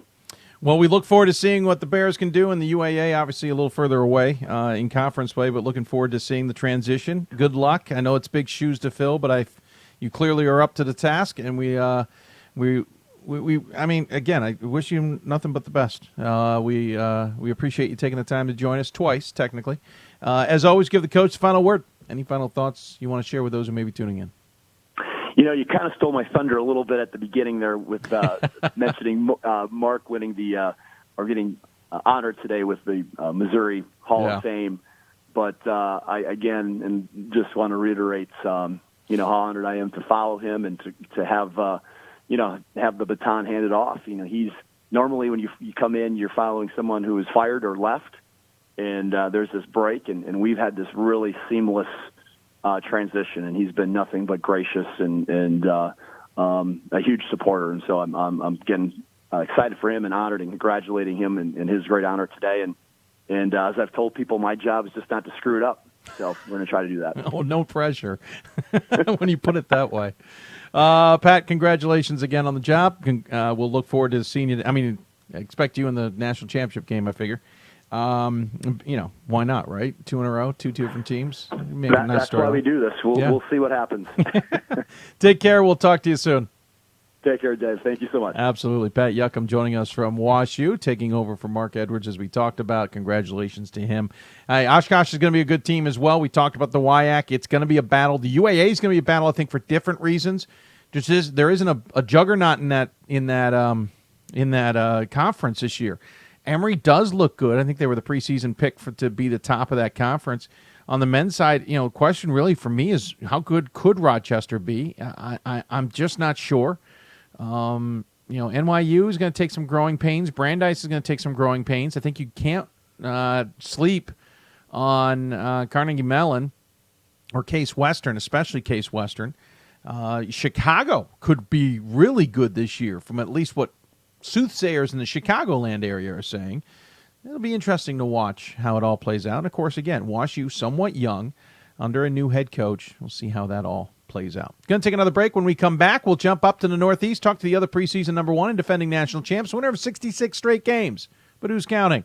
We'll talk to Amherst's basketball coach on the women's side, GP Gromacki. You're listening to Hoopsville, presented by D3Hoops.com from the WBCA NABC Studios. We'll have more. Whoops, looks like we taking a little hit from the Wirecast, so bear with me. Our little programming system has decided to freeze up.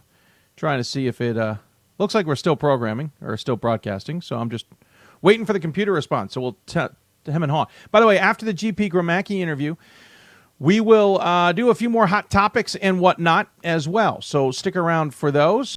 I know I'm still streaming. I can tell I'm still streaming. We're going to wait for this program to respond here so that we can get back so we don't have a break in our streaming content. So bear with us. But we'll come back with hot topics still at the end and some other your questions to wrap things up. I know we got some questions from people. We also have a few topics we haven't touched on, so we'll try and hit those as well. But GP Gromacki coming up as soon as we get our program to respond to us. Looks like it's not going to, which means I know you're watching. The stream's going to go down for a brief moment and then come back up, so bear with us. Hopefully we'll be able to keep our Facebook simulcast going as well. You're listening to Hoopsville, presented by D3Hoops.com from the WBCA NABC Studios.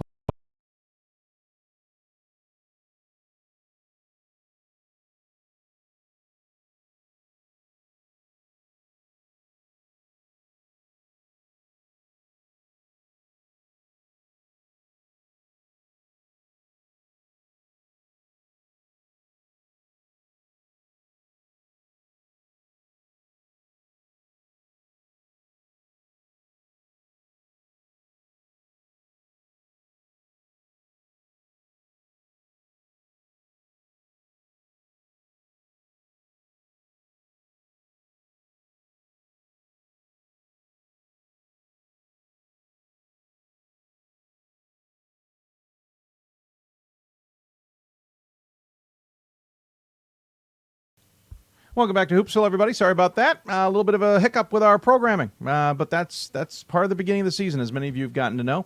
We're back on the air here. Podcasters, you won't even notice anything happened, we hope. Everything's saved. Fortunately, we lost our simulcast on Facebook. We apologize for that. If you've got any questions for us, tweet us at D3Hoopsville or hashtag Hoopsville. Email us, hoopsville at D3Hoops.com. Join us on Facebook, facebook.com/Hoopsville, where you can ask questions, though we're not simulcasting anymore.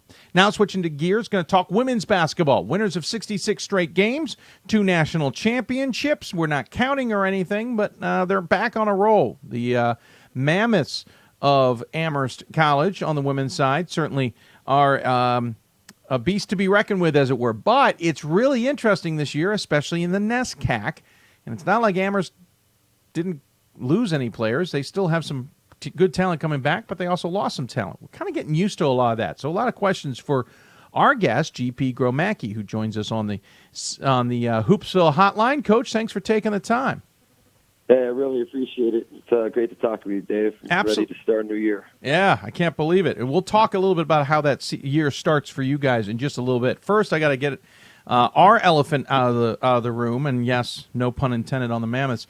We have this lovely young headshot of you, sir. I'm pretty sure it was taken when you got to Amherst. Let's be honest, it's been a while. Oh, yeah. I mean, I'm living off that headshot, but I'm not going to, change it until they really ask me for a new one. I don't blame you a bit. I wish there was ways to not change the video on our show so that people don't see me. First and foremost, 2 back-to-back national championships, 2 of them. It's not like that's unfamiliar territory. Long winning streaks have been a thing for Amherst under your leadership. None of the 66-game winning streak or anything like that is new to you as a program. Maybe to the players, but it's when the coaches are used to it, they're used to it as a sense. I assume, then, that going into the season, it's like going into any other season for you guys. Yeah, I mean, it's great to have the streak going, but it's in the past, and we just have to focus on what this year's team can do. This year's team's going to be interesting. You did lose quite a bit of talent from last year's squad that certainly helped you guys to that national championship. But you've gotten very good at always reloading or retooling. You never have an off year At least not an off year that most coaches deal with. You might have an off year where you lose 2 games. What is it like for the program to always have someone, to take a phrase from the New England point of view, the next man up from the Patriots point? What's it like to have that mentality for a program? Well, yeah, you're definitely correct. We lost some great players from last year's team, and the year before that, we lost some great players. And, we're fortunate to have, a different group kind of, I guess, age into their role a little bit. We've got 3 returning then sophomores, now juniors, that we hope can kind of up their game a little bit compared to what they did last year, and kind of lead us, to the promised land this year. So, we're really fortunate to have great players, and sometimes it's just about winning for your chance and getting that opportunity to show what you can do. We should point out, you're still kind of learning about your team. The NESCAC doesn't allow practices for anybody in the conference to start until November 1, including after the season got moved up to the start of November 8th. You still can't start your first games until the Friday before Thanksgiving. So you don't lose any practice time compared to the rest of Division III. But more and more Division III is going to have quite a few games under their belts before they even come and see you guys in many ways. How challenging is this starting to become? Right now I'm not too concerned about it. I mean, ask me that first weekend to see, how fine-tuned some of these teams are compared to us just being thrown into the first couple games. But, I'm not worried about that at all. It's just we're getting prepared for November 17th, and we're not, concerned who's playing on the 8th or the 10th or the 12th. We're just worried about what we're doing to get ready for that first opening game. You might, in a couple of years, I'm sure it's going to become a bigger topic, but is it weird, and maybe you've gotten used to it, so this isn't relevant, but is it weird that everybody else gets to start on October 15th and you got to sit there spinning your wheels for 2 more weeks trying to get practices underway? It was weird the first year I arrived at Amherst because, there's other institutions that were allowed to practice starting October 15th, and when I first got to Amherst, I was kind of like, what? Yeah. I really didn't probably do enough research to realize that. But now, after being here, it doesn't faze me at all. I mean, I'll take those 2 weeks of rest, so to speak, and 2 weeks to prepare more and get, our first years acclimated to the school and their academics, and I've actually turned it into a plus. Amherst is full of good teams across the board in almost every sport. There's a team that does well, except in the sport of football. Somebody is probably making a march to an NCAA tournament in some way, shape, or form. Does 2 national championships and 66 straight wins stand out, or do you guys still have to kind of fight for some recognition from the rest of the student body there? Well, it's hard to say. I don't even know if everyone on campus even knows we won another national championship. And the 2 kind of blended together. Yeah. All the teams do really well, and we have 2 players that, were playing in NESCAC tournaments this weekend, and Nate McNamara in soccer and Cam Hendricks in volleyball. So we've been, 4 days without both those players. And if they move on tomorrow and NCAA tournament play, we're going to be without them even longer. Yeah. So, that definitely affects us. But, we just like being part of Amherst, not just Amherst women's basketball getting recognition. And it's great when we do, but, we do have athletic department with some great coaches and great teams. So we're just kind of in the mix with that group and just be proud, that we're Amherst College. Looking at your non-conference scheduling, I know it gets hard for you guys to some degree to really get maybe the opponents you want. It seems to me, from an outsider's point of view, with nobody telling me anything, that it's getting tougher. You've got a wide range of non-conference opponents. You've got a Stevens Point game, which we'll talk more about. You got Westfield State. But you also have a New Jersey City squad that's coming off a little bit of a bruising season for a lot of reasons. And you got some others in there. Manual, though, certainly a very good program there. How hard has scheduling gotten for you? Yeah, I'm glad you're bringing this up because people don't even realize we've had around 7 teams all within, let's call it an hour of us. Sure. Since they first got here, refused to play us. And, it's, in the other sports at Amherst, most of those teams play each other. And, these teams have just given every little excuse why they won't play. And, it's gotten tougher. So I really respect the teams that have stuck with us throughout the years or added us a couple of years in and are willing to play us every year. It means a lot to me. And the coaches, that we compete against, still want to keep that relationship going. That being said, we've really had to tweak our schedule. I mean, when I was in the summer just trying to find any game or two, and we were actually scheduled, a long story short, to play in Florida in one of the tournaments, and they couldn't get enough teams to fill the tournament. The director told me it was like the first time in 25 years they couldn't fill the women's tournament, and he kind of said Amherst was part of the problem. The teams were backing out of that tournament. So, I was hoping to get maybe 3 games in the tournament. You're really kind of guaranteed 2 because I just knew teams were dropping me again this year. So what happened is I called up our, a guy out in Vegas, Brett, and I said, "Can you take us back? We're scrounging for games." And he said, "Of course." And then I called Carol at Chapman. I said, "Can you get me 2 more games out in California?" Because last year we flew to Vegas and drove to Los Angeles through the desert, and it was a great trip for our team. And, one that we're fortunate we have the resources to do. And they said, "Sure, we'll get you another game also." So there was my 4 games. And bam, and then we picked up New Jersey City probably around the same time because they had a coach that came in late and they needed a few games.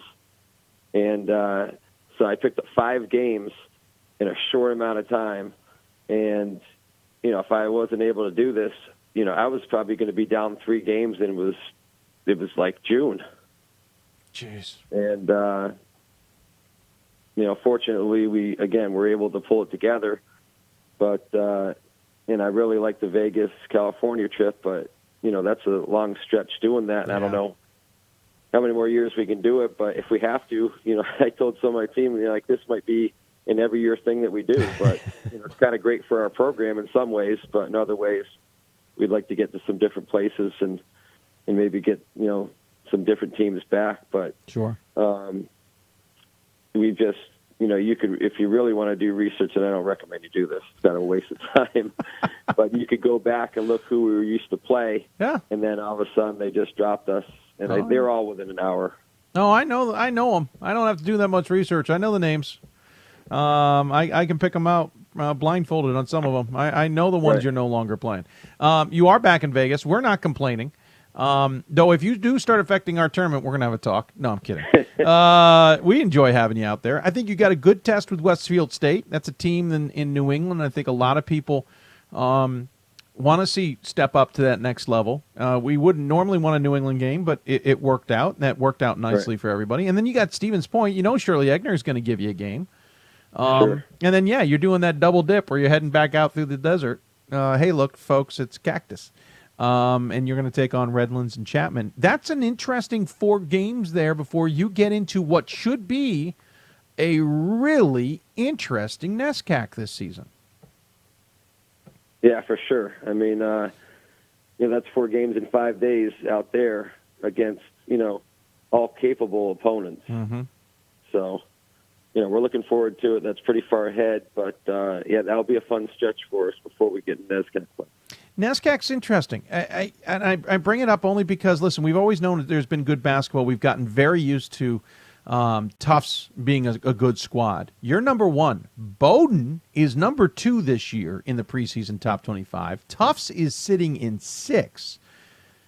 That's got all the writings of not only being tough because of of Tufts. But if Bowdoin is as good as we've seen in the last couple of years or better, then you mix in the rest of that conference who's chomping at the bit to knock off the top teams. The NESCAC is no longer, man, I don't think it was ever easy, but it's certainly, you're not going to have a night off ever. No, I mean, it's one of the toughest conferences in the country. I'm not going to, that's fair. Go on a limb and say it's the toughest. It's got a great balance of obviously with the academics, but everyone's getting better. Everyone's trying to up their game and, trying to chase us down and, copy a lot of things that we do. And that's just the way it is. So I don't blame them. Quick question: would you ever want to go to a double round robin to help some of that scheduling you got to handle every year? Yeah, I haven't thought about it too much, but I guess if scheduling really became a problem, sure. But I will say this: that traveling in NESCAC for some of the schools, we're a little more centrally located. Yeah, you guys are certainly in a better spot. What would really be difficult for some of the schools year in and year out to make those trips. This way, some of the longer trips are only made, every other year. Sure. Yeah, and, looking at that aspect, I think it'd be pretty difficult to do. So the model that we have in place is very effective. And, I don't think, again, I can't speak for the other coaches, but we think this works pretty well. And, we play Wesleyan and Williams the extra game, and I believe, other schools in our conference, definitely the main schools, all play each other in an extra game. So you get some good rivalries, so you see a home and away in those type of opponents. So it's worked out pretty well for us. So I think the model we have right now is pretty effective. Curious, on a personal level, how many times are you called by higher divisions, especially Division I, about job openings? There were a couple in New England that I know people contacted me going, I wonder if that's a GP Gromacki type of job, and a little outside New England, depending on how you rule what New England is. How often are you called? How often are you tempted? Are you ever tempted to leave what has been an amazing career in Division III behind and try the higher divisions and see if you can prove yourself up there too? Yeah, there's been a lot of inquiries. I can honestly say I have not taken a formal interview at any school. Interesting. Since I've been at Amherst. I'm not going to be one, as you see throughout the country, that says, I love it here, I'm not going anywhere, and then the next week, the person's gone. Yeah, I've seen that. Yeah, I'm never going to do that. I'm going to either say my time's up and it's time for me to retire or move to another place. I'm not going to say one thing. Maybe that's not politically correct and not the wisest thing to do, but I'm going to tell you like it is. I mean, I really like it here. It fits my lifestyle with a family and all the extra things I have going on outside of basketball. So it's been great for family life. It would have to be something really big or really special, I guess, to get me to look elsewhere. And to be honest with you, when I was a lot younger and, looking ahead, I can remember at times before I got to Amherst, I'd be looking, every year to go somewhere else. Or every month.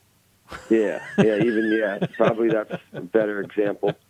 But now, sometimes I don't even know there are openings because I'm so busy doing other things. I'm not looking at that stuff, and I might get a friend of mine calling me out, hey, do you know this job's open? What do you think? Oh, really? It's open. That that coach moved on or got let go or something, and it's not. I'm not looking at all.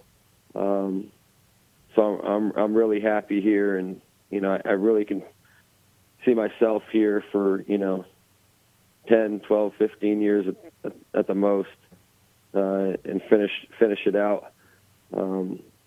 Again, I guess if a big school with a 7-figure salary calls, that might be a little different story, but I don't see that happening, and I'm really happy here. So if it never happens, I'm fine with that. I'm not looking elsewhere, that's for sure. There's a bunch of coaches in the NESCAC in New England who just went, darn it all.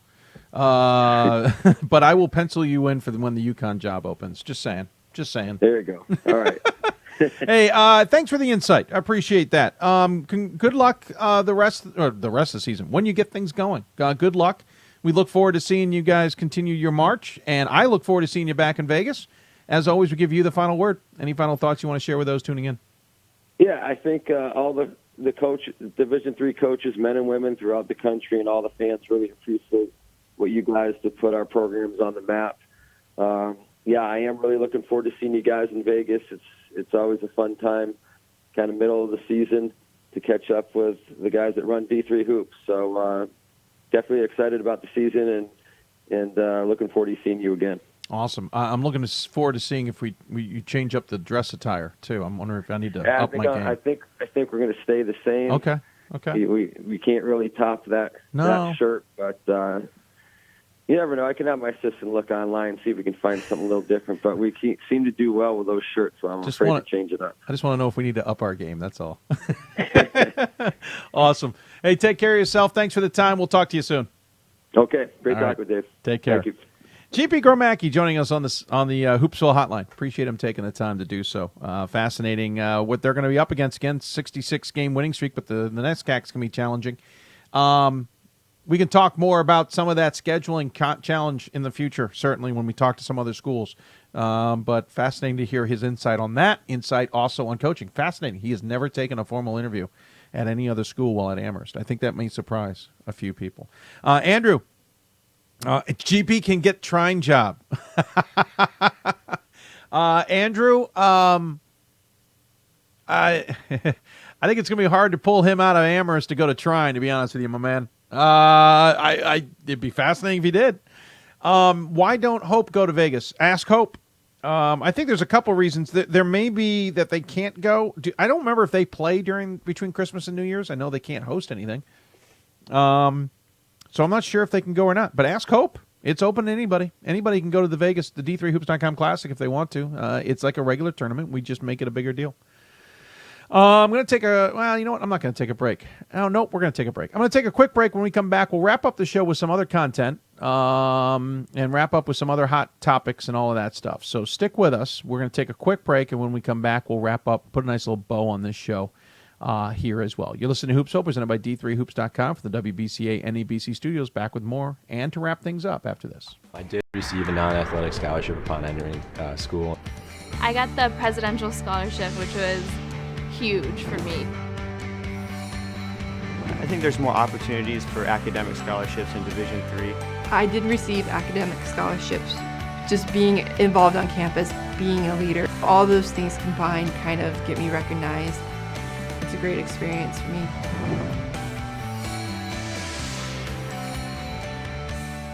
My name is Marcus Walker. I was All-State, won a state championship, a high school All-American, and played college and pro ball. I played because I love the game. I grind to be the best. I sweat because I put in work. I'm strong because I believe.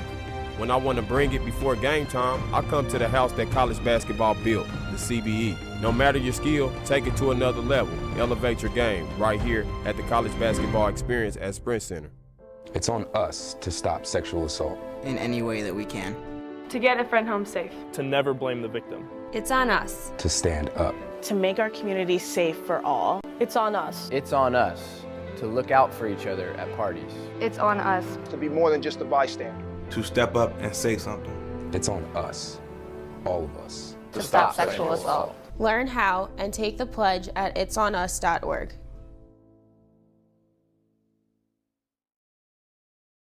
We've got more schools than Division I, more fans than Division II, and more upsets than March Madness.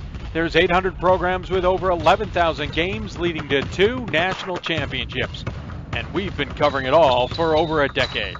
From Eastern to Occidental, from Puget Sound to Piedmont, from Southwestern to the University of New England, and from Hope to Calvin. Nobody covers Division III basketball like we do. We're at D3Hoops.com at www.d3hoops.com. And welcome back to Hoopsville as we wrap things up here on our season premiere, the start of the 16th season of Hoopsville. Want to thank again the NABC and the WBCA for their support, and of course D3Hoops.com. We have more sponsors and more advertisers to come throughout this season. We are working on plans, and we hope you'll appreciate their efforts. We also are looking at a new fundraising effort. We'll see. We'll get that launched here in the near future. A little bit different. We'll see where it goes with things. I want to thank my broadcasting partner for D3 basketball games, Lincoln Rose, who tweets out D3 Hoops Talk underway. Dave doing what Dave does. Great resource, shining spotlight on Division III student athletes and coaches. Lincoln, thanks for tuning in, buddy. I do appreciate that. Lincoln and I have called the last few men's basketball championships. We might be separated this time. We'll see. I think he's got his heart on going back to the Roanoke Valley, and this time switching gears into the women's side of things. We'll see if he holds true to that or not, which with us going to Fort Wayne on the men's side, will change things up. We will be going to Fort Wayne on the men's side with Hoopsville. A little bit different for us, certainly a new home, but looking forward to it. That's the end of the season, and certainly something we'll keep an eye on as we go. Andrew asks when we'll be live next. Just a heads up, Thursday show will be pre-taped. It'll launch at 7 o'clock nonetheless, but it'll be a pre-taped program. We will have Ryan Scott and Gordon Mann on the show. Ryan and I will break down the top 25 and look at the season ahead, as it were. Women with Gordon is how we'll do that. Andrew asks me if we will talk to Coach Mo and Mitch. We'll see. As many of you know, we kind of have a habit on this show. We talk to the teams that are worthy of talking to for varying reasons, whether it's because they're having a good season, done something special, whatever the case may be. We can't talk to all 800 and nearly 900 basketball programs in the country. It's just, as you would know, impossible. We don't have enough airtime. We certainly don't have enough advertising and fundraising to be on all year, to even come close to even considering that kind of number. We do rotate our conferences. We rotate our guests. We rotate our genders. We try the best to cover all of our bases on this show and cover as many teams as possible, though we're going to cut back a little bit in how many interview segments we do a show, which may mean some regions may not get a guest on occasional nights. So can't say who we're going to definitely talk to or not.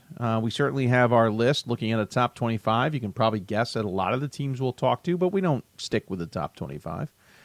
In fact, of all the teams that get ranked in the top 25, I bet we only talk to about half of them in the general sense on each poll. And that's a guesstimation. That's not even a real number. So we'll see if we end up talking to anybody out of the MIAA. Honestly, it's been challenging talking to a lot of the MIA this year. But the Great Lakes is a wide open region. Another team we didn't talk about earlier, Wittenberg men's basketball, should be, I think, going to be pretty darn good. The NCAC race should be solid. The OAC race should be pretty good.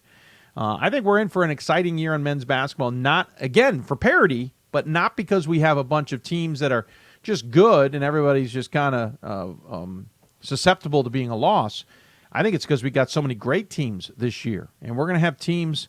Listen, Nebraska Wesleyan's Dale Wellman said he's expecting to take some losses. I expect everybody to take losses. I want everybody to understand the way I vote in my top 25. I am not voting for teams I think are going to go undefeated. And I've done this before. I have not taken a number one vote away from a team just because they lost a game. It depends on the game. Depends on what else happened. Depends on the outcome of the game. Depends on what happened in the game. And there's all kinds of what-ifs. Whitman and Whitworth, talk about a series to watch this year. It's going to be Whitman and Whitworth. It showed last year. It showed the last couple of years, but last year especially with them splitting the regular. Well, they didn't split the regular season, but Whitworth got them in the championship game. I have said, if you listen to the show at the end of the season, you'll hear me say it a lot this year. Losing Whitman losing their best player from last year, I think is going to be a addition by subtraction. Yes, they've added some talent, but I think Whitman's going to be even better this year. By the way, did you see the D3Hoops.com Classic for this season? It's loaded with some really good games, including one of the Wits. It's going to be fun this year out in Vegas. If you can't get out there, we'll be streaming the games, but I encourage you, why not? Take some time between Christmas and New Year's, come out and see some games. Hotel rooms are reasonable at South Point, more than reasonable at South Point, and you can have a really good team. How about the women? What do you mean, Andrew? Who I know I'm going to interview women? You be a little more specific for me, and I'll try and get you an answer. But the tournament should be great. I'm really looking forward to the Vegas Classic this year. And it runs the 27th through the 30th. We have one game on the 30th. So we may have a little fun as a staff on the 30th. We'll see. But looking forward to it, to say the least. Hoopsville again, Sundays and Thursdays, 7 to 9 p.m. Eastern for the most part. We will record an occasional show here and there, especially in the November and December months when I'm crossed over and I'm doing other sports. And that's just how it works. We will have we don't have, you may be used to us in January and February. We always have specific regions we cover on certain nights. We don't tend to do that in November and December for a variety of reasons. One, because I might miss a show and it kind of screws that thing up because of my expectations. Remember, I'm used to going to Stag Bowl. I'm not going to Stag Bowl this year, so you get a couple extra. By the way, that's 2 more bonus shows in December you're going to get because I'm not doing Stag Bowl. But we're going to try to at least keep it loose again this year in November, December. We may have to go to being a little more, regional in the future, but I hope not. So November, December, we tend to follow the stories that are there, or the stories we want to follow, or the stories we want to talk about. Then in January and February, we'll get a little bit more regionally regimented on how we do our shows. And we'll keep that going. Though we want to hear feedback from you about what you think of that, if it works for you. It's going to be exciting. I think the women's race has gotten deeper to some degree. Granted, I feel the top's gotten heavier also. We'll talk more to Gordon about that. And the men's side, I think, is going to be exciting as well for the reasons we've expressed. I will say this. We said it's guard-orientated in Division III. If you look at the All-America list, look at who we weren't able to list as guards. There's a long list of guys. I had 15, I think, left over when I filled out when I helped fill out the top the All-America list is what I'm trying to get at. I had 15 guys I was still trying to find slots for just in the guards. I didn't have as many forwards. I think we're going to have some forwards who emerge. I think they've been behind a lot of guys who have been really good. I think we're going to have a lot of guys kind of emerge and show how good they are this year. But there's going to be a lot of guards who are going to be really good and just not All-Americas this year because there's just not enough space. It is so guard-centric, or at least the talent is guard-centric. Let me say that. The guards are where a lot of our talent right now is in Division III. There's still some good players at forwards and centers, though center has become a little bit less of a common term, and we don't tend to have a lot of true centers in Division III. I will say this to some of the coaches out there, and take this as a hint however you want to say it. A lot of coaches will label a guy a guard when maybe he's really more a forward. I think there's some guys still think that a forward's a guy who puts his back to the basket, and I think in this day and age with basketball, that's changed a bit. I don't agree necessarily. Sam Toney, for example, at New Jersey City doesn't put his back to the basket. I would still call him a forward. There's a lot of guys. You know what? Let me call up the All-America list because there was a couple guys who made it who, in my thinking, I'm like, geez, you know what? He's really more of a forward. Give me a moment to just quickly scan through here and find the names I'm trying to find. Bradley Jomard at MIT. I see him more as a forward than a guard, but he's listed as a guard. That's just one example. That's the one I was trying to find real quick. There's other guys out there who I think, maybe consider calling him a forward. Hint, hint. Just my 2 cents on that. And with that, we're going to wrap things up. I appreciate you taking the time. Sorry for the bit of a glitch in the middle of the show with the web stream. We will try and figure out what happened. And I clicked the button, and she all of a sudden froze up. But we should be okay. But we'll work on that for the future. Again, Thursday show will be pre-taped, but we will have it debut at 7 o'clock. We'll be back here live again at 7 o'clock next Sunday.